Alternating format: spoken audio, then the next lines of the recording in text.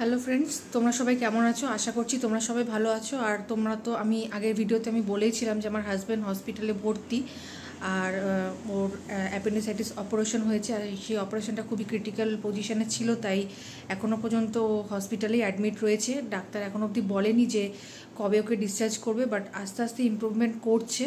তো আমার মনে হলো তোমাদেরকে জানিয়ে দেওয়া উচিত, কারণ অনেকেই আমাকে ফেসবুকে মেসেঞ্জারে মেসেজ করেছিলে যে কেমন আছে জানার জন্য, আর সবাইকে আমার পার্সোনালি এখন আলাদাভাবে বলাটা এখন সম্ভব নয়, সেই জন্য আমি ভাবলাম যে আমি একটা ছোট ভিডিও করি।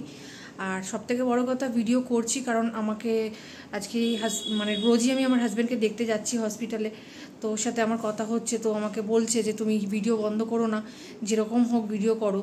কারণ অনেক দিন পর আমি একটা বড় ভিডিও দিয়েছিলাম যে ফ্যামিলিতে এমন সমস্যা চলছে যে আমি ভিডিও করা বন্ধ করে দিয়েছিলাম, আর আবার ভিডিও চালু করলাম। দেখো এখন আবার হাজব্যান্ড হসপিটালে মানে অ্যাডমিট রয়েছে এখন, মানে ফ্যামিলির ওপর দিয়ে আর আমার উপর দিয়ে কী মানে যাচ্ছে আর কি।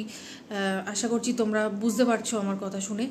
তো ও বললো যে ভিডিও বন্ধ করো না, আর এদিক থেকে আমার শাশুড়ি মা তো আমাকে প্রচণ্ড এনকারেজমেন্ট করে, তো সেও আমাকে বলছে যে যেরকম হোক রোজই যাচ্ছিস আসছিস, বন্ধুদেরকে যারা তোর চেনে বা তোকে ভালোবাসে তাদেরকে জানিয়ে দে যে কেমন আছে ও, ভিডিওটা কন্টিনিউ রাখ।